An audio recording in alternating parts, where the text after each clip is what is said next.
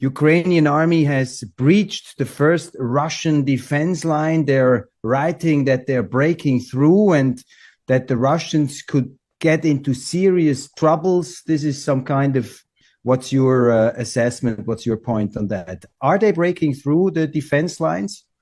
No. How many times have we heard this sort of nonsense? Ukraine is marching to victory. The Russians are incompetent, can do nothing right. I've heard this story so many times, and they're talking about Robotyne right now, which is the focus. Robotyne is almost as flat and devoid of people as Kansas in the United States. Whatever was there is gone. The most recent reports suggest that the Ukrainians have managed to sneak into that area at night, but only in armored vehicles for brief periods, and then they rush out as soon as possible because they don't want to be targeted and destroyed by the massive strike assets that are being used to pulverize the entire area. So no, there's no significant advance there whatsoever. Secondly, whenever the Ukrainians have approached the first line of defense, even gotten close to it, they've tried to snap a few photos, photo operation, make it look good, show that they've done something, and then they rapidly withdraw to get out of there because they have taken so many casualties. Remember that the defensive structure is as follows. You have what we would call a security zone in the West that ranges from 10, 15 to 25 kilometers, depending upon where you are. You have to move through that security zone to really approach the first line of defense.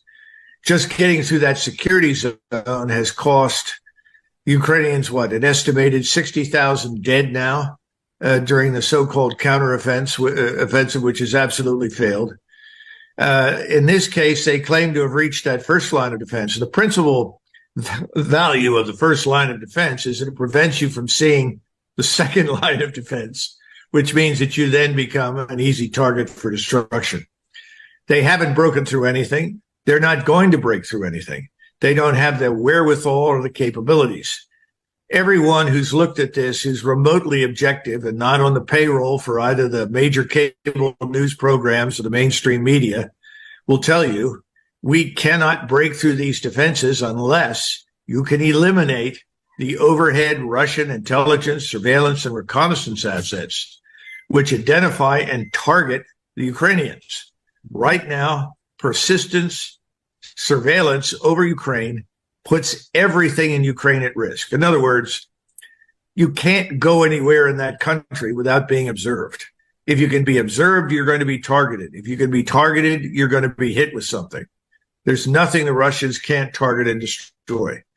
We haven't been able to change that because we cannot destroy the overhead surveillance. Secondly, you've got to be able to counter the massive strike assets, which means you have to identify them and fire against them. Ukrainians can't do it. They don't have sufficient numbers of equipment. They don't have the ammunition. And everyone is looking at the Western equipment saying, well, it's behaving badly. The truth is the Western equipment is not bad, but it's in the hands of people who are unfamiliar with it. They're operating within a framework they don't know, and they don't have the requisite air and missile defense to prevent these forces on the ground from being destroyed. So the entire thing is a fiasco. Nothing is going to change unless the Russians want to change it. And thus far, the Russians have held 300,000 troops in reserve. They're moving very slowly up north and in the eastern part of Ukraine. I think they're going to eventually move further east and then north and probably surround Kharkov. But they're moving slowly, and they're allowing the Ukrainians to essentially sacrifice themselves in great numbers as they move forward up north. Meantime, the rest of the defensive line is intact, and the Russians are not rushing reinforcements anywhere. They don't need to. From this, we don't hear too much in our media.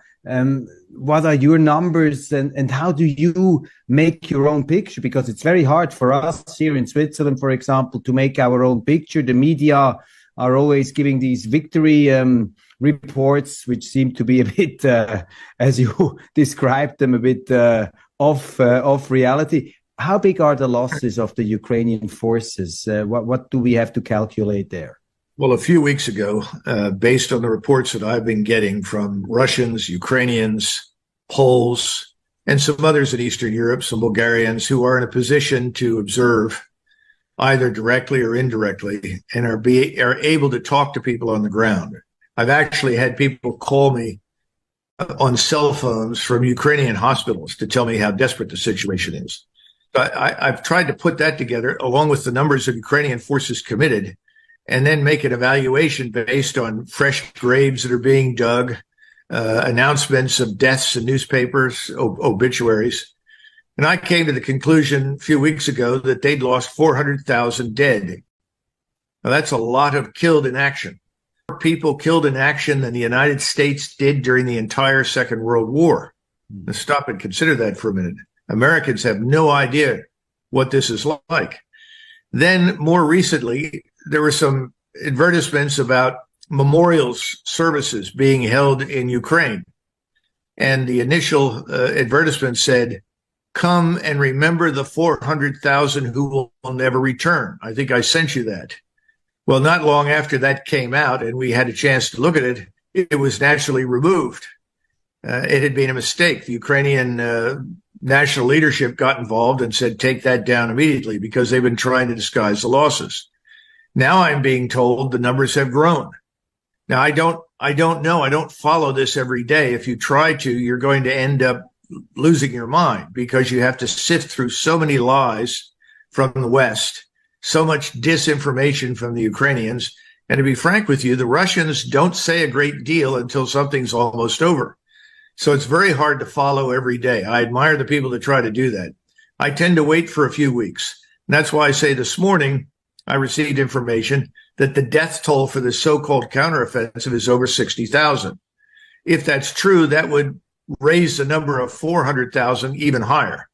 How much, I don't know. I don't know how much higher you have to raise that toll in order to be horrified by it. I've had enough. I see no point in this.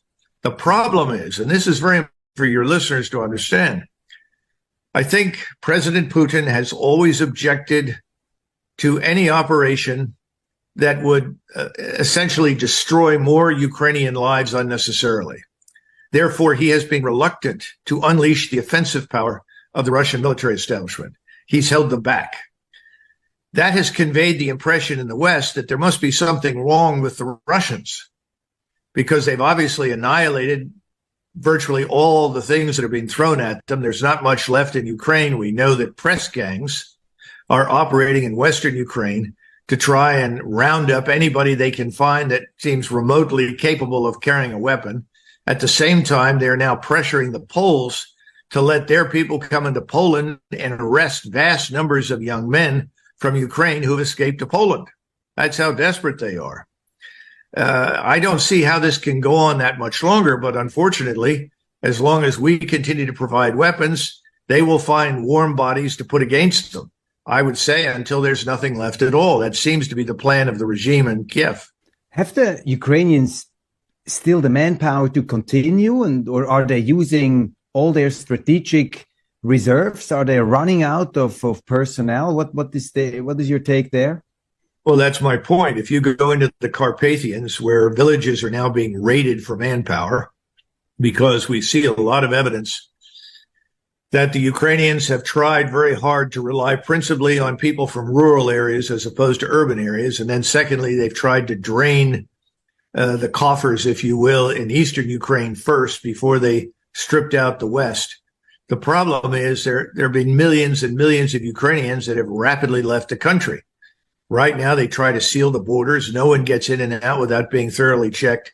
No man of military age between, I would say, 16 and 60 is allowed to leave the country under any circumstances. And more recently, the capture of a 71-year-old Ukrainian man who was part of a tank crew that was opposing the Russians. I think they're already scraping the bottom of the barrel. They no longer have any standards. Mm-hmm. They've tried to empty the prisons. They're bringing people on board, I'm told, who have mental problems, who are psychiatrically incapable. I mean, this is a tragedy beyond anything that we in the West can imagine. And naturally, I think if more people in Germany and Switzerland and Austria and other Western countries knew the truth, they would demand an end to this.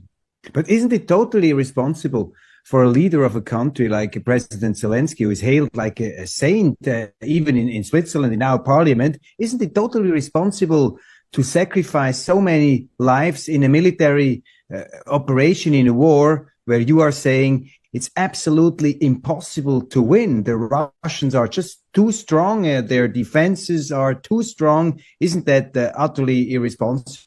Well, of course, but we have experience with this. We saw Stalin throw millions and millions and millions of lives away. We know that he executed 1 million Soviet soldiers who refused to fight against the Germans. Mm-hmm. At least 15 million Soviet soldiers were killed, and another 13 to 14 million civilians died. Stalin was a mass murderer on the same scale. We haven't seen that yet, but there's not much difference between him and Zelensky. The interesting thing about Hitler is that most of the heaviest losses occurred in the last 6 to 12 months of the war, when he seems to have decided to throw away life without compunction. But I don't think we've seen anything like this since probably Pol Pot in Cambodia. This is criminal. There's no question about it. But he was picked by this oligarch Kolomoisky, who's now supposedly being arrested for corruption, which seems a little late in the game.